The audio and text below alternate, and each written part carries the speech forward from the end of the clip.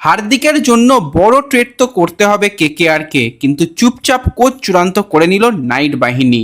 তো এই ভিডিওতে আমরা কেকেআরকে নিয়ে বেশ কিছু আপডেট শেয়ার করব, তার সাথে সাথে হার্দিক পান্ডিয়াকে নিয়ে এই মুহূর্তে কি কথাবার্তা চলছে সেই নিয়েও কথা বলে নেব এই ভিডিওতে। তাই ভিডিও শুরু করার আগে একটাই রিকোয়েস্ট, চ্যানেলে যারা প্রথমবারের জন্য এসেছো মনে করে চ্যানেলটাকে সাবস্ক্রাইব আর ফলো করে নিও, তাহলে প্রিয় দলের খেলার সমস্ত আপডেট তোমরা এখানে পেয়ে যাবে। তো চলো আর দেরি না করে ভিডিও শুরু করা যাক। তো সবার প্রথমে যদি আমরা কথা বলি একটু হার্দিক পান্ডিয়াকে নিয়ে, তো এই মুহূর্তে কিন্তু হার্দিক পান্ডিয়াকে নিয়ে জল্পনা দুর্দান্ত চলছে। মাঝখানে কিছুদিন একটু বাজার নরম ছিল, কিন্তু আবার বাজার গরম হয়েছে হার্দিককে নিয়ে। হার্দিককে শেষ পর্যন্ত কে তুলে নেবে সেটাই হচ্ছে সবথেকে বড় ট্রেড আইপিএলের ইতিহাসে কিন্তু হতে চলেছে। আইপিএলের ইতিহাসে এরকম আমরা অনেক ট্রেড দেখেছি যেগুলো হ্যাঁ সত্যি বড় বড় ট্রেড, কিন্তু এই ট্রেডটা নাকি সব থেকে বড় ট্রেড হতে পারে সেরকমটাই কিন্তু এক্সপার্টরা মনে করছে। তো কেকেআরের অবশ্যই ক্যাপ্টেন লাগবে। আজিঙ্কা রাহানেকে দিয়ে আর যাই হোক আইপিএলে খুব ভালো ফলাফল করা সম্ভব নয়, সেটা নাইট ম্যানেজমেন্ট অলরেডি বুঝে গেছে। তো সেই জায়গাতে কিন্তু ক্যাপ্টেন মেটেরিয়াল বাজারে খুব একটা অপশান কিন্তু অ্যাভেলেবেল নেই। হার্দিক অ্যাভেলেবেল রয়েছে, হার্দিকের জন্য কিন্তু কেকেআরকে ভালোভাবে ঝাঁপাতে হবে, তা না হলে কিন্তু চাপ রয়েছে। কারণ চেন্নাই তারা কিন্তু হার্দিককে নেবার ব্যাপারে তারাও অল আউট চেষ্টা করছে এবং তারা কিন্তু এই মুহূর্তে ডিলে সব থেকে এগিয়ে রয়েছে। কিভাবে হার্দিককে নেয়ার প্ল্যানিং করছে সিএসকে সেই নিয়ে যদি আমরা কথা বলি, তো হার্দিক পান্ডিয়ার পরিবর্তে কিন্তু মুম্বাই ইন্ডিয়ান্স চেন্নাই থেকে বেশ কিছু বড় প্লেয়ারকে চেয়েছিল। সেক্ষেত্রে সবার প্রথম যে প্লেয়ারকে চাওয়া হয়েছিল সেটা হচ্ছে আয়ুষ মাহাত্রেকে। তো আয়ুষকে তো সিএসকে নট ফর সেল এরকম একটা ট্যাগ লাগিয়ে দিয়েছে যে তাকে কিন্তু ছাড়া হবে না, কারণ সে ফিউচার স্টার এবং যেভাবে সে ধারাবাহিক খেলছে অবশ্যই তাকে নিয়ে কিন্তু প্ল্যানিং রয়েছে। তো তাকে ছাড়া হবে না, কিন্তু আরও অন্যান্য যে সমস্ত প্লেয়ার রয়েছে তাদের নিয়ে প্ল্যানিং এটসেট্রা কিন্তু সিএসকে ম্যানেজমেন্ট তারা করতে চাইছে। কারণ গত বছরে আমরা দেখেছিলাম বড়সড় সিদ্ধান্ত সেক্ষেত্রে সিএসকে নিয়েছিল যে দলের অন্যতম গুরুত্বপূর্ণ প্লেয়ার সেক্ষেত্রে কিন্তু রবীন্দ্র জাদেজা, তাকে কিন্তু ছেড়ে দিয়েছিল, সেখানে সঞ্জুর মতন নির্ভরযোগ্য প্লেয়ারকে নিয়ে এসেছে এবং সঞ্জু নো ডাউট ভালো করেছে। তো এবার যেটা চিন্তাভাবনা রয়েছে হার্দিককে নিয়ে আসা, তো সেক্ষেত্রে কিন্তু সিএসকে ম্যানেজমেন্ট এবার যেরকমটা অফার মুম্বাইকে করেছে সেটা হচ্ছে যে শিবম দুবেকে তারা দিয়ে দিতে চাইছে এবং দুবের সাথে আরও একজন যদি বোলার হয় তো সেক্ষেত্রে কোনো বোলারকে কিন্তু দেওয়ার জন্য রাজি রয়েছে। মুম্বাইয়ের তো ডেফিনেটলি বোলার লাগবে, তো সেক্ষেত্রে তারা যদি খালিলকে নিয়ে নেয় সেটা কিন্তু খুব একটা খারাপ হবে না, বা সেরকমটা কিন্তু অফার করা হয়েছে। কিন্তু মুম্বাই যেটা চাইছে শুধু সেক্ষেত্রে কিন্তু দুবে নয়, দুবের সাথে কিন্তু ব্রাভিস তাকেও চাইছে। কারণ এই ব্রাভিসের যদি কথা বলি, ব্রাভিস কিন্তু আইপিএলে টোটাল দুটো দলের হয়ে খেলেছে, সেখানে কিন্তু চেন্নাইয়ের হয়ে লাস্ট দুটো আইপিএলে যথেষ্ট ভালো করেছে। 2025 আইপিএলে 6টা ইনিংসে 225 রান এবং লাস্ট আইপিএলে কিন্তু 8টা ইনিংসে 150 রান করেছে এবং সেখানে ব্যাটিং স্ট্রাইক রেট ঠিকঠাক। তার আগে মুম্বাইয়ের হয়ে কিন্তু 2024 আইপিএলে 3টে ইনিংস খেলেছিল, সেখানে কিন্তু তার 69 রান ছিল এবং তার আগে কিন্তু 2022 সালে 7 ইনিংসে কিন্তু 161 রান ছিল, সেখানেও কিন্তু 142-এর স্ট্রাইক রেট ছিল।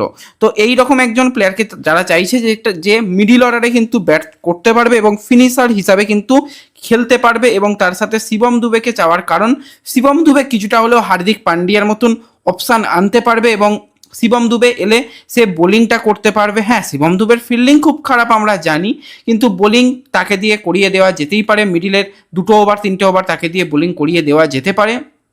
তার সাথে শিবম দুবে বিগ হিটার হিসাবে কিন্তু সেটা অবশ্যই মুম্বাইয়ের জন্য ডেফিনেটলি ভালো হবে।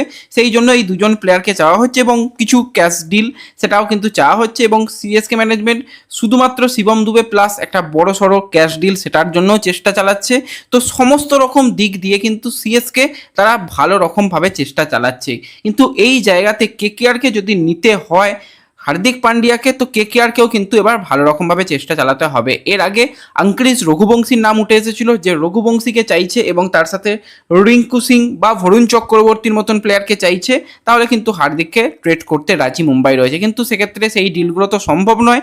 এবার সিদ্ধান্ত নিতে হবে, রিঙ্কু অনেক বছরই রিঙ্কু হলো, যদি রিঙ্কুকে ছেড়ে দিয়ে এবং তাছাড়া যদি আরও একজন কোনো বোলারকে যদি ছাড়া হয় তো সেক্ষেত্রে দিয়ে যদি বেশ কিছুটা ক্যাশ ডিল করা যায় সেটা তো খুবই ভালো হবে। তা না হলে কিন্তু ক্যামেরন গ্রিনস তারা কিন্তু একটা ভালো অপশান হতে পারে, কারণ গ্রিনকে খুবই পছন্দ করে মুম্বাই এবং গ্রিন মুম্বাইয়ের হয়ে আইপিএলে ভালো করেছিল। কেকেআরের হয়ে লাস্ট আইপিএলটাও কিন্তু গ্রিনের খুব একটা খারাপ যায়নি, 10টা ইনিংসে কিন্তু তার 243 রান রয়েছে ব্যাটে এবং সেখানে ঠিকঠাক একটা তার বছর গিয়েছিল সেটা বলতে হয়। তো সেক্ষেত্রে কিন্তু একটা চেষ্টা চালাতে পারে যে সেক্ষেত্রে ক্যামেরন গ্রিনকে দিয়ে, কারণ এর আগে মুম্বাইয়ের হয়ে 16 ইনিংসে 452 রান এবং সেখানে কিন্তু একটা 100 রানও ছিল। তো সেক্ষেত্রে যদি বড়সড় সিদ্ধান্ত নিতে পারে কেকেআর, যে আমাদের হার্দিককে লাগবে, হার্দিক এলে সে কিন্তু ক্যাপ্টেন অপশান হতে পারে, অলরাউন্ডার ফিনিশার অপশান নিতে পারে এবং একটা brand value, huge brand value কিন্তু কেকেআরের বাড়বে। কারণ এই মুহূর্তে ইডেনে তখন খেলা হয় দেখবে খুব বেশি যে ফ্যান ইডেনে যায় সেরকমটা নয়, কারণ বড় নামের কোনো প্লেয়ার সেরকম ব্র্যান্ড ভ্যালু নিয়ে আসছে না যাকে দেখতে মানুষ যাবে। তো সেক্ষেত্রে হার্দিক পান্ডিয়া এলে কিন্তু অনেকগুলো অপশান কেকেআরের জন্য ওপেন হয়ে যাবে। তো হার্দিককে আনতে গেলে যেটা বললাম, সিএসকে যতটা এগিয়ে গেছে, কেকেআরকে কিন্তু এই মুহূর্তে যদি এই ডিলটা ডান করতে হয় তো কেকেআরকেও কিন্তু বেশ কিছু বড়সড় সিদ্ধান্ত নিতে হতে পারে। সেক্ষেত্রে ক্যামেরন গ্রিন তার সাথে রিঙ্কু দুজনকে হয়তো ছাড়তে হতে পারে। হ্যাঁ, চাপ হবে, অবশ্যই চাপ হবে। এবার এটাও ঠিক যে কেকেআর তো এই দলটাকে তো ধরে রাখতে পারবে না, পরের বছর তার পরের বছরে গিয়ে কিন্তু যখন বড় ট্রেড হবে, বড় সড়ো যখন ভাবে প্লেয়ার এক্সচেঞ্জ হবে, তখন কিন্তু দেখা যাবে যে বড় সড়ো প্লেয়ারকে ছাড়তে হতে পারে অকশানের সময়। তো সেক্ষেত্রে এই প্লেয়ারকে যদি এখন হার্দিককে নিয়ে আসা সম্ভব হয় সেটা কিন্তু করা উচিত বলেই মনে হয়। তো দেখা যাক, হার্দিকের নিজের একটা চাহিদাও থাকবে, সে কোন দলে খেলতে চায়। হার্দিক তো ডেফিনেটলি চেন্নাইয়ের মতন দলে তো যেতে চাইবে, কারণ চেন্নাই গেলে বিরাট তার ব্র্যান্ড ভ্যালু বাড়বে এবং চেন্নাই যদি তাকে ক্যাপ্টেনশিপ অফারও করে দেয় অবাক হওয়ার মতন কিছু নেই। সঞ্জু সে ক্যাপ্টেন হবে না, খুব একটা হওয়ার চান্স নেই। ঋতুরাজের ক্যাপ্টেনশিপ নিয়েও প্রশ্নচিহ্ন থাকে, কিন্তু ঋতুরাজ ভালো প্লেয়ার, ঠিক আছে, ঋতুরাজকে যদি অ্যাজ এ প্লেয়ার হিসাবে খেলানো হয় ঋতুরাজের খেলা আরও অনেক অনেক গুণে ভালো হবে। সেক্ষেত্রে হার্দিক তার ক্যাপ্টেনশিপ এবং তারও আইপিএল জেতার মতন অভিজ্ঞতা রয়েছে, তো সেই অভিজ্ঞ প্লেয়ার যদি সিএসকেতেও যায় অবাক হওয়ার মতন কিছু নেই। তো দেখা যাক, হার্দিকের নিজের একটা তো ডিম্যান্ড, সেটাকে ম্যাচ করতে হবে এবং তার সাথে সাথে অবশ্যই একটা বড়সড় সিদ্ধান্ত নিয়ে কিন্তু ট্রেডগুলো করতে হবে, তাহলেই কিন্তু হার্দিককে আনা সম্ভব। তো এই মুহূর্তে এরকমটাই কথাবার্তা চলছে। এছাড়া কিন্তু আজকে একটা বড়সড় আপডেট যেটা বেরিয়ে আসছে, রায়ান টেন তোমরা সবাই চেনো, যে সে কিন্তু এবার আবারও কেকেআরে ফিরছে। এর আগে কেকেআরের কোচিং স্টাফ পদে নিযুক্ত ছিল এবং সে কিন্তু ভারতের দলের সহকারী কোচ হিসাবে ছিল এবং সেখানে কিন্তু সে পদত্যাগ করেছে এবং 2027 আইপিএলের জন্য কিন্তু সে কলকাতা নাইট রাইডারে আবার ব্যাক করছে এবং কোচিং স্টাফটাকে কিন্তু যথেষ্ট ভালো করতে চাইছে কেকেআর ম্যানেজমেন্ট এবং এটাও শোনা যাচ্ছে খুব তাড়াতাড়ি কিন্তু হেড কোচ নিযুক্ত করতে পারে। তো সেক্ষেত্রে ম্যাকলামের নাম অনেকটাই এগিয়ে রয়েছে, আরও কিছু কোচের নাম তো সেখানে শোনা যাচ্ছে।